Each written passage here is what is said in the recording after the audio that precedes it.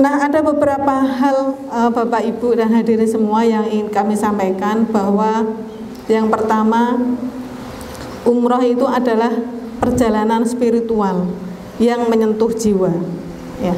Jadi umroh itu bukan hanya sekedar ziarah atau wisata religi, ya. Karena di zaman sekarang ini ibadah di tanah suci kadang hanya dipahami sebagai checklist spiritual. Oh ya, saya punya checklist ke Mekah, Madinah, ya. Kemudian kesempatan jalan-jalan sambil beribadah, foto-foto gitu ya di spot-spot ikonik di Mekah dan Madinah itu. Atau untuk status sosial, oh ya saya sudah pernah umroh gitu ya. Padahal makna umroh itu lebih dari itu. Jadi sekali lagi bukan sekedar ziarah, karena kalau ziarah itu bertemu tempat, ziarah itu mengunjungi jejak. Kalau umroh itu bertemu makna, umroh itu menghidupkan nilai-nilai dalam hati, ya. Nah, mungkin beda ya ketika umroh pertama kali. Mungkin nanti Bapak Ibu atau hadirin yang saat ini di sini, ketika pertama kali menginjakkan kaki di tanah haram, ya di Mekah dan Madinah, itu akan berbeda rasanya ketika baru pertama kali dan sudah keberapa kali, kedua kali atau yang lainnya akan berbeda. Ketika pertama kali menjejakkan kaki di Madinah, ya, yang pertama dulu saya waktu umrah itu langsung ke Madinah, dan yang kedua juga seperti itu, langsung ke Madinah. Alhamdulillah, artinya lebih cepat gitu. Kalau misalkan harus transit ke Jeddah ke Madinah itu waktunya juga panjang. Tapi alhamdulillah kami kemarin di Madinah, 2 kali di Madinah, dan terasa beda sekali ya. Bedanya kalau yang pertama itu karena persiapannya kurang ya. Karena kemarin itu masih ada, oh ini boleh berangkat apa enggak begitu ya, sehingga persiapan saya kurang. Jadi saya persiapan itu dari visa kemudian berangkat itu kurang lebih 1 bulan atau 3 minggu ya, sehingga saya tidak menyiapkan banyak hal ketika mau berangkat itu. Bahkan saya jam 9 atau jam berapa berangkat itu, saya juga habis subuh atau malam itu baru menyiapkan semuanya, baru masukkan di koper ya. Beda dengan keberangkatan yang kedua ini. Yang kedua ini waktunya panjang itu, persiapan saya panjang, termasuk persiapan tuh scroll TikTok itu, Masya Allah. Jadi apa yang harus dibawa itu sangat detail banget ya. Kalau yang pertama enggak, ya sudah pokoknya saya mau ibadah ini yang saya siapkan ini simple gitu ya. Tapi yang kedua enggak, sudah sampai semprotan untuk air itu semuanya beli gitu ya. Dan sebenarnya kayak gitu itu sebenarnya ya butuh, tapi juga nggak perlu banget. Kalaupun nggak bawa itu juga nggak apa-apa gitu ya. Tetapi karena persiapannya panjang ya, sehingga yang diurus juga panjang ya, sehingga kalau saya merasakan itu di detik-detik terakhir itu saya baru benar-benar menyiapkan ruhiyah saya bahwa saya harus ini. Tapi sebelumnya itu saya lebih fokus ke persiapan fisiknya ya. Fisik itu artinya ya di bawaan apa, harus bawa apa kayak gitu ya. Tapi alhamdulillah semuanya saya syukuri, apapun yang terjadi itulah yang terbaik bagi kita ya. Dan alhamdulillah Allah undang saya dan Mas Iwan tahun kemarin itu ya. Dan alhamdulillah juga di travel kami insya Allah mutawif dan TL-nya insya Allah perhatian ya. Bahkan kayaknya kami itu dipilihkan mutawif dan TL yang benar-benar paham dengan kondisi kami gitu, kayaknya seperti itu ya. Dan pelayanannya juga luar biasa ketika di sana ya, terkait dengan ibadah itu juga perhatian beliau juga luar biasa ya. Alhamdulillah kami sampai di Madinah itu malam, Mas Iwan ya, jam 11 malam ya. Jam 11 malam kami menginjakkan kaki di Madinah, kemudian kami menuju hotel. Dan alhamdulillah kami itu sebenarnya di satu rombongan itu ada 2 apa Mas jenis Mas? dua kelas ya, ada kelas VIP dan kami kelas apa? VVIP dan VIP gitu ya. ada. Dan alhamdulillah bedanya sebenarnya juga nggak jauh. Misalkan kayak hotel ya, hotel itu juga bedanya juga nggak jauh gitu ya. Perjalanannya juga nggak jauh. Perjalanan dari hotel ke, kalau misalnya kami ke Madinah itu juga paling berapa, 5 menit nggak ada ya Mas ya, jalan itu juga nggak ada. Terus dari sisi ini ya, apa namanya ya, pelayanan ya, pelayanannya juga insya Allah luar biasa ya, luar biasa. Mungkin teman-teman yang di sini ya, Pak Ibu dosen atau mahasiswa yang sudah pernah umroh mungkin juga pernah merasakan ya bagaimana hati ya ketika datang di sana ya. Dan kalau tadi saya sampaikan bahwa umroh itu bukan sekedar ziarah atau wisata religi ya, memang karena kalau wisata itu kan fokusnya kepada kenyamanan fisik ya, kalau wisata. Tapi kalau umrah itu mengajarkan kesederhanaan dan penyerahan diri. Jadi apa yang ada yang kita punya ya sudah itu ya. Kemudian kalau wisata itu kan mencari pemandangan indah, tapi kalau umrah itu sebenarnya menuntun kita pada ketenangan batin ya. Ya meskipun sebenarnya wisata religinya juga iya ya, karena bagaimanapun juga tidak bisa dipungkiri dengan adanya medsos saat ini. Ketika sudah ibadah, selesai melaksanakan ibadah wajib maupun sunnah ya, akan itu tadi apa ya namanya wisata ya, berwisata religi ya, pergi ke makam-makam ya, kemudian ke masjid ya gitu ya. Jadi ya dua lah, ibadah dan religi itu ya juga sama-sama kalau di sana jalan. Tapi mungkin ya kalau beda travel, beda pelayanan juga ya. Kalau kami memang kemarin diajak city tour ya, city tour ke Masjid Kuba, kemudian ke masjid-masjid yang dekat di Madinah itu, Masjid Al-Ghamamah, saya ingat saya, dan banyak masjid di sekitar situ ya. Nah, sebenarnya apa sih yang seharusnya dihasilkan dari umrah itu? Ya kalau umrah itu sebenarnya yang harus dihasilkan itu adalah hati yang lebih tunduk, ya, hati yang lebih tunduk, jiwa yang lebih ringan ya dari dosa dan angkuh, kemudian hidup yang lebih terarah menuju ridha Allah. Ya.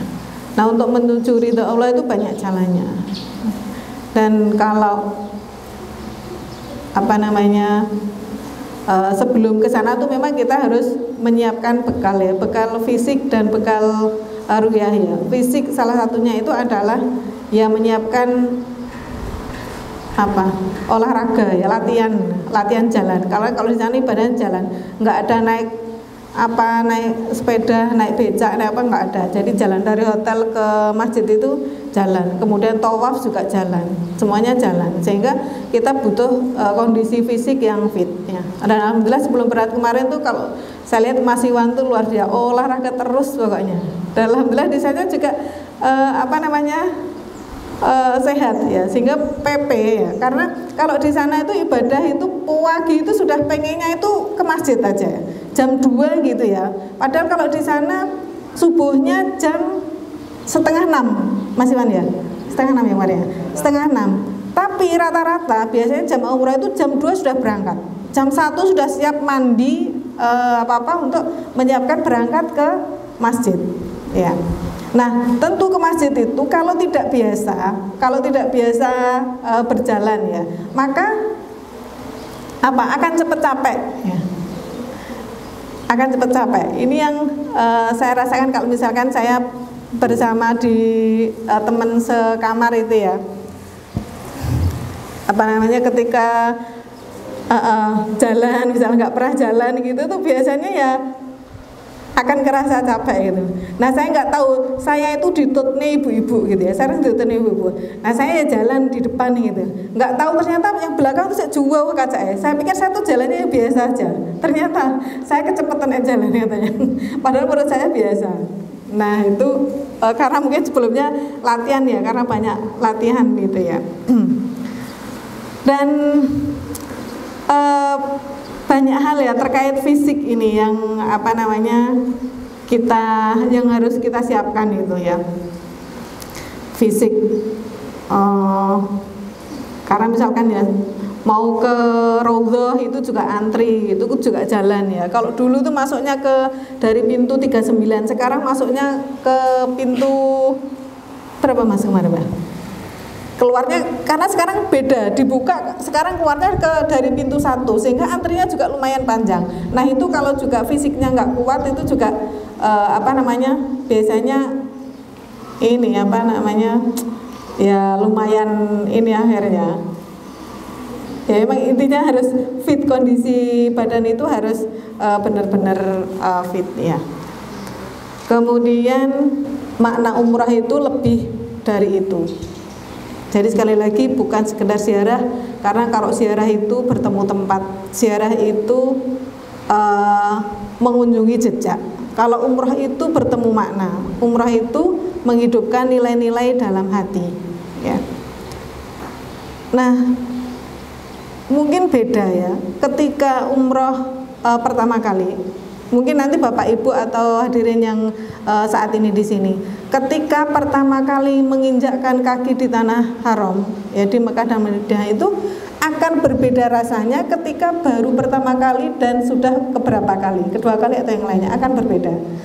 Ketika pertama kali menjejakkan kaki di Madinah, ya, yang pertama dulu saya waktu umrah itu langsung ke Madinah. Dan yang kedua juga seperti itu, langsung ke Madinah, alhamdulillah. Artinya lebih cepat gitu. Kalau misalkan harus transit ke Jeddah ke Madinah itu waktunya juga panjang. Tapi alhamdulillah kami kemarin di Madinah, 2 kali di Madinah. Dan terasa beda sekali ya. Bedanya kalau yang pertama itu karena persiapannya kurang ya. Karena kemarin itu masih ada, ini boleh berangkat apa enggak begitu ya. Sehingga persiapan saya kurang. Jadi saya persiapan itu dari visa kemudian berangkat itu kurang lebih 1 bulan atau 3 minggu ya. Sehingga saya tidak menyiapkan banyak hal ketika mau berangkat itu. Bahkan saya jam berapa ya? Jam 9 atau jam berapa berangkat itu saya juga habis subuh atau malam itu baru menyiapkan semuanya, baru masukkan di koper ya. Beda dengan keberangkatan yang kedua ini. Yang kedua ini waktunya panjang. Waktunya panjang itu persiapan saya panjang, termasuk persiapan tuh scroll TikTok itu Masya Allah. Jadi apa yang harus dibawa itu sangat detail banget ya. Kalau yang pertama enggak, ya sudah pokoknya saya mau ibadah ini yang saya siapkan ini simple gitu ya. Tapi yang kedua enggak, sudah sampai semprotan untuk air itu semuanya beli gitu ya. Dan sebenarnya kayak gitu itu sebenarnya ya butuh, tapi juga nggak perlu banget. Kalaupun nggak bawa itu juga nggak apa-apa, gitu ya. Tetapi karena persiapannya panjang, ya, sehingga yang diurus juga panjang, ya. Sehingga kalau saya merasakan itu ya, di detik-detik terakhir itu saya baru benar-benar menyiapkan ruhiyah saya bahwa saya harus ini. Tapi sebelum-sebelumnya itu saya lebih fokus ke persiapan fisiknya. Ya, fisik itu artinya ya dibawaan apa, harus bawa apa kayak gitu ya. Tapi alhamdulillah semuanya saya syukuri, apapun yang terjadi itulah yang terbaik bagi kita ya. Dan alhamdulillah Allah undang saya dan Mas Iwan tahun kemarin itu ya. Dan alhamdulillah juga di travel kami insya Allah mutawif dan TL-nya insya Allah perhatian ya. Bahkan kayaknya kami itu dipilihkan mutawif dan TL yang benar-benar paham dengan kondisi kami gitu. Kayaknya seperti itu ya. Dan pelayanannya juga luar biasa ketika di sana ya, terkait dengan ibadah itu juga perhatian beliau juga luar biasa ya. Alhamdulillah kami sampai di Madinah itu malam Mas Iwan ya, jam 11 malam ya. Jam 11 malam kami menginjakkan kaki di Madinah, kemudian kami menuju hotel. Dan alhamdulillah kami itu sebenarnya di satu rombongan itu ada dua, apa Mas jenis Mas? Dua kelas ya, ada kelas VIP dan kami kelas apa? VVIP dan VIP gitu ya. ada. Dan alhamdulillah bedanya sebenarnya juga nggak jauh. Misalkan kayak hotel itu juga bedanya juga nggak jauh gitu ya. Perjalanannya juga nggak jauh. Perjalanan dari hotel ke, kalau misalnya kami ke Madinah itu juga paling berapa, 5 menit nggak ada ya Mas ya, jalan itu juga nggak ada. Terus dari sisi ini ya,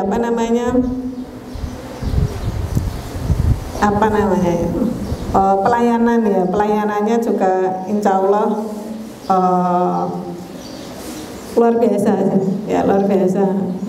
Mungkin teman-teman yang di sini ya, Pak Ibu dosen atau mahasiswa yang sudah pernah umroh mungkin juga pernah merasakan ya bagaimana hati ya ketika datang di sana ya.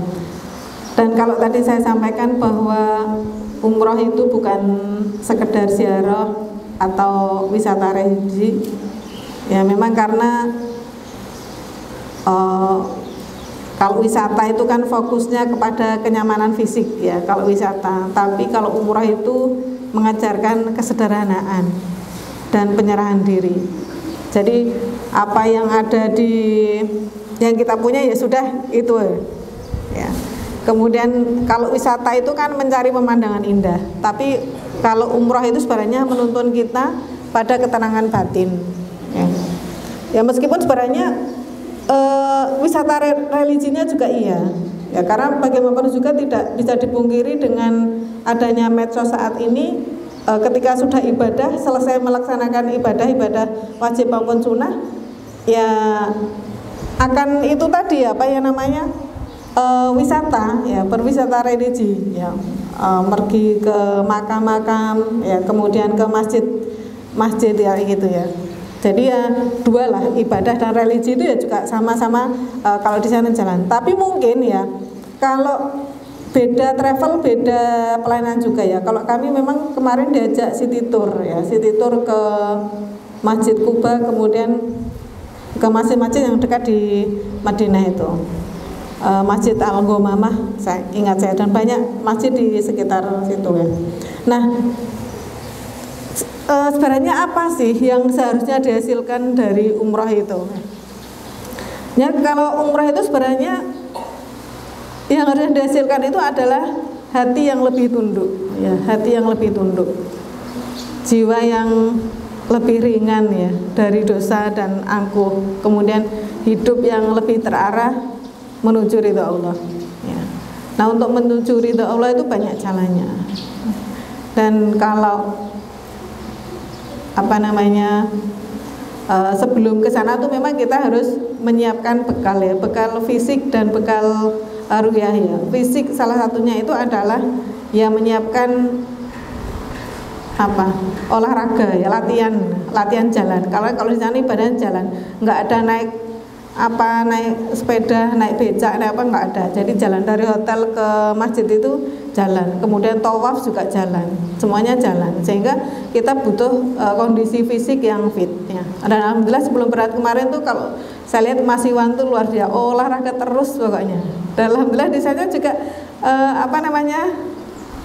sehat ya, sehingga PP ya. Karena kalau di sana itu ibadah itu pagi itu sudah pengennya itu ke masjid aja jam 2 gitu ya.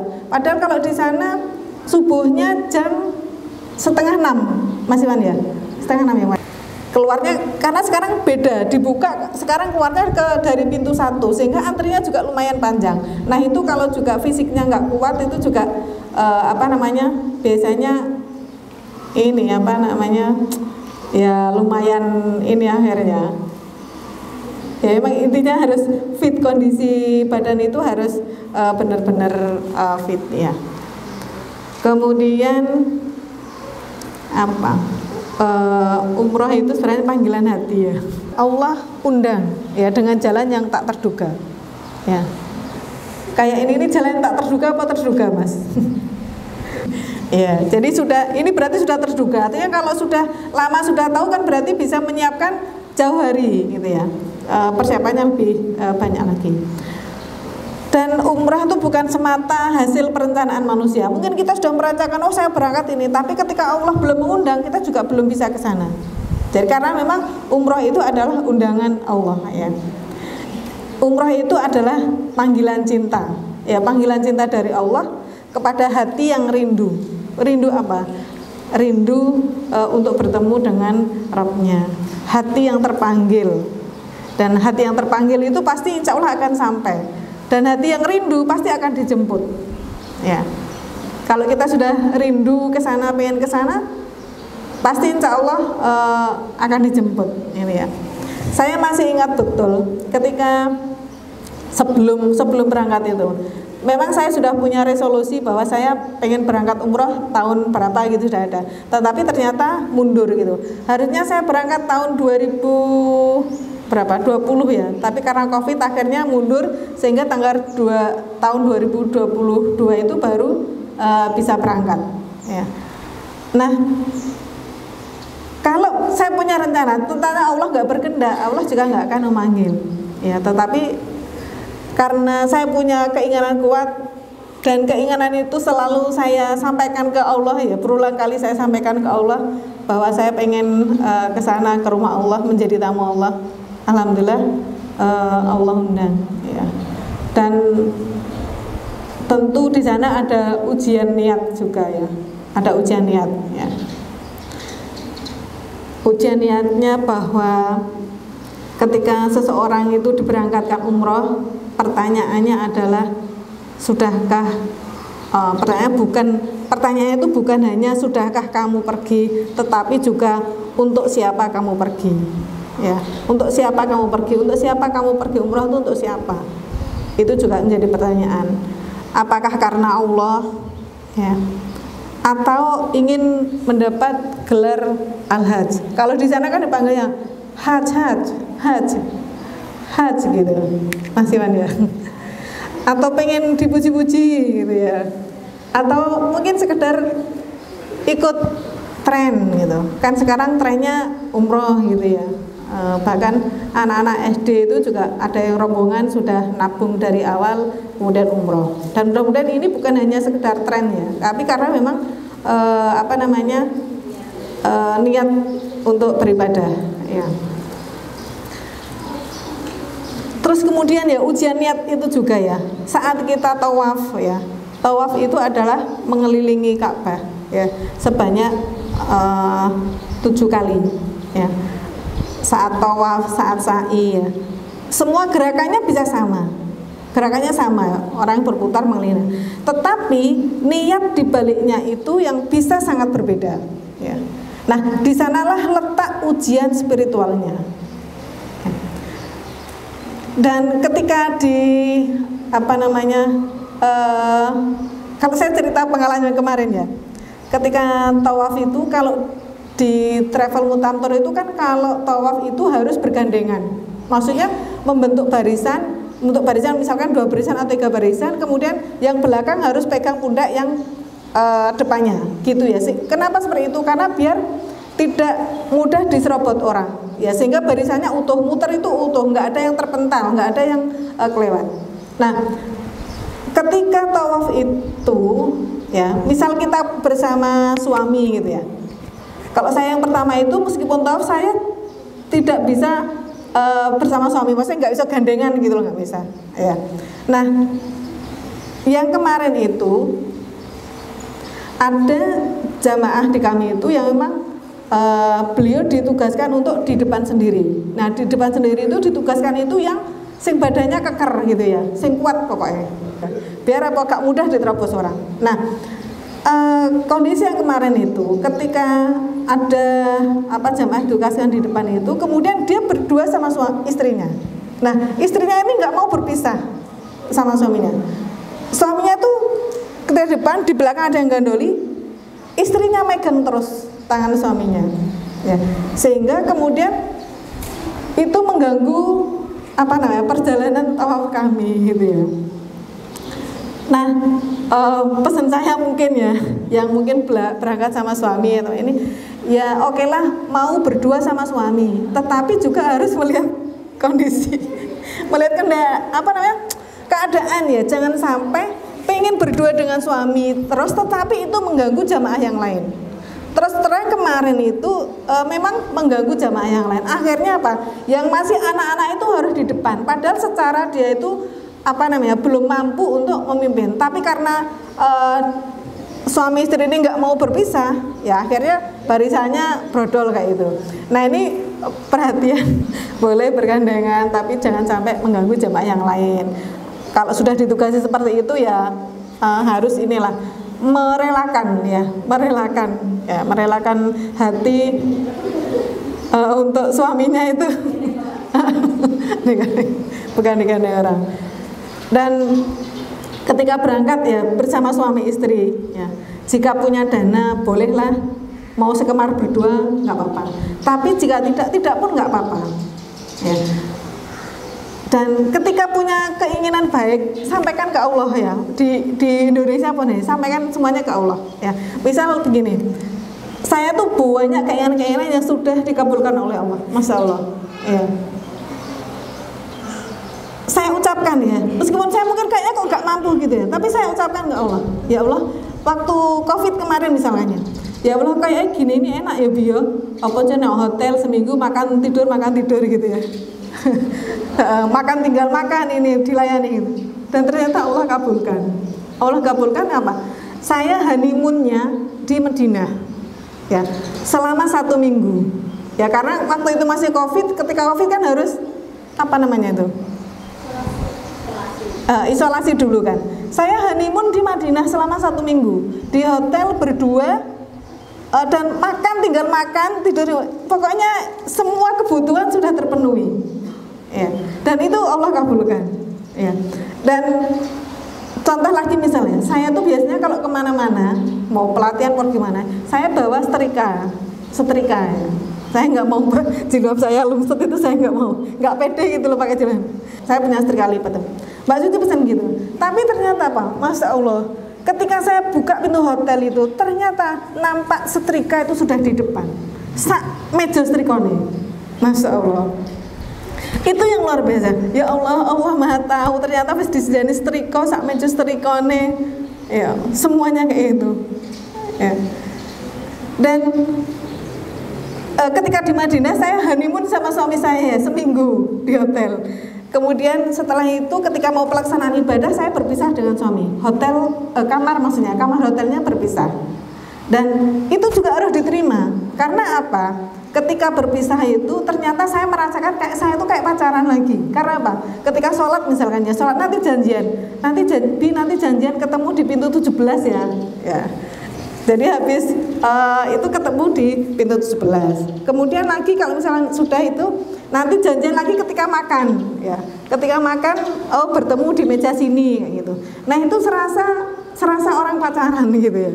Jadi itu enaknya ketika misalnya kita berpisah ya. Tapi kalau misalkan sekamar terus mungkin tidak akan merasakan hal-hal seperti itu. Ya, nggak merasakan hal seperti itu ya. Nah, demikian juga ya ketika di Mekah ya, di Mekah juga seperti itu. Di Mekah yang pertama itu kami berpisah ya, tapi kemudian di Jakarta kumpul lagi, honeymoon lagi seminggu, gitu luar biasa. Makan tidur, semuanya sudah disediakan kayak gitu ya. Jadi kalau punya kerentek apa, silahkan sampaikan ke Allah. Hal yang baik sampaikan aja ke Allah. Insya Allah Allah kabulkan. Tidak ada sesuatu yang tidak mungkin bagi Allah. Ya. Kalau di sini ya mungkin ada yang, makanya jangan sampai kita tuh berpikir yang tidak baik ya. Mikir aja yang baik-baik saja. Ya, karena apa? Mikir yang baik itu insya Allah Allah kabulkan. Karena apa? Masih banyak keinginan-keinginan yang harus kita penuhi, yang harus kita wujudkan kan seperti itu. Nah, sampaikan aja ke Allah. Maka yang jelek-jelek nggak usah dipikirkan. Mikir yang baik aja. Allah insya Allah Allah Maha Kaya. Ya. Nah, saat tawaf tadi ya, itu kami sampai ke Mekah, berangkat dari Madinah itu jam 1 siang ya, jam 1 siang, kemudian sampai Mekah itu 8 ya, jam 8. Kemudian kami memulai ibadah umroh itu jam 12 malam. Jam 12 malam, kemudian dalam kondisi yang meskipun jam 12 malam tetapi juga kondisinya penuh ya. Saat mengetahui ya, pertama kali mengetahui Masjidil Haram ya, nangis ya, berapa nangis lah ya. Nah, itu sesuatu yang luar biasa bagi saya ya. Saat tawaf, saat sa'i itu dengan berdesakan-desakan orang ya, akhirnya kami bisa menjalankan ibadah umrah dengan insya Allah dengan sangat baik gitu, dengan sangat mudah, dimudahkan, dilancarkan oleh Allah ya. Nah, tadi ya ujian-ujian spiritual ya.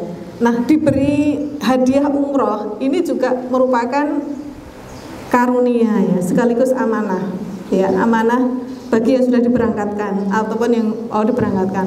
Jadi harus menjadikan umroh itu sebagai titik balik pengabdian.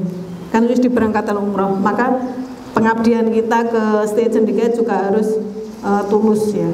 Ya, tetapi juga dia lucu, membuat banyak kelucuan gitu, termasuk karena dia bestinya Mas Iwan ya. Nah, bagi yang mungkin belum ya, bagi mahasiswa maupun dosen yang belum bisa umrah sekarang, tanamkan niat yang tulus ya, agar Allah membukakan jalan rezeki agar bisa berangkat umrah di masa depan ya. Kalau tadi tawaf saya tuh di malam hari ya, kemudian nangis di Multazam ya. Insya Allah saya lihat itu teman-teman saya serombongan itu juga pada nangis ya. Nangis karena ya Allah, ternyata yang dulu jadi impian, hanya sekedar impian tulisan, ternyata sekarang kita benar-benar berada di depan Ka'bah ya. Sekarang kita bisa tawaf, sekarang di depan Multazam ya. Sekarang di Raudhah ya. Dan kita mendengar suara dari seluruh dunia ya. Hamba Allah yang berada di seluruh dunia di sana campur jadi satu ya.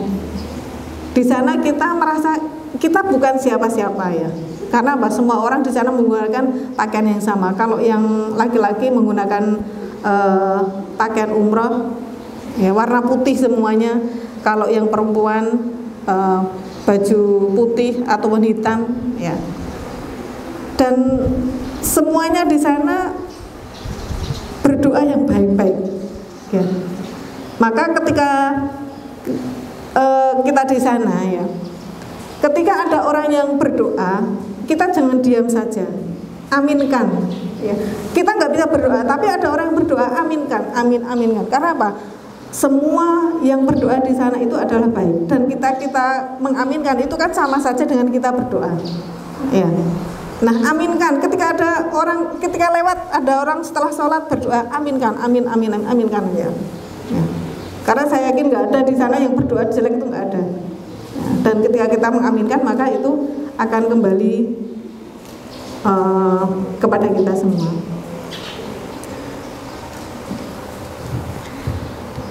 Perjalanan kami kemarin itu memang berbeda ya dari yang pertama. Dan yang kemarin itu memang juga banyak yang sudah sepuh, Mas Iwan ya. Sudah sepuh. Ada satu yang masih kecil atau SMP. Ini ya. Luar biasa, dan itu perlu disyukuri ya. Kalau ada sesuatu yang tidak, ini perlu disyukuri gitu ya. Kemudian di sana pokoknya indah, enak pokoknya ya.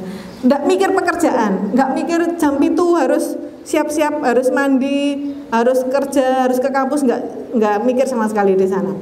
Di sana tuh isinya seneng tak pokoknya. Dan seneng karena apa? Ya mikirnya hanya ibadah saja di sana. Bukan mikir yang lain-lain. Pekerjaannya selalu kabeh ya. Apa yang tugas apa nak kampus selalu, apa akreditasi atau sudah lupa semua. pokoknya mikirnya seneng. Dan seneng kenapa? Karena punya sangu, ya sangune dewe.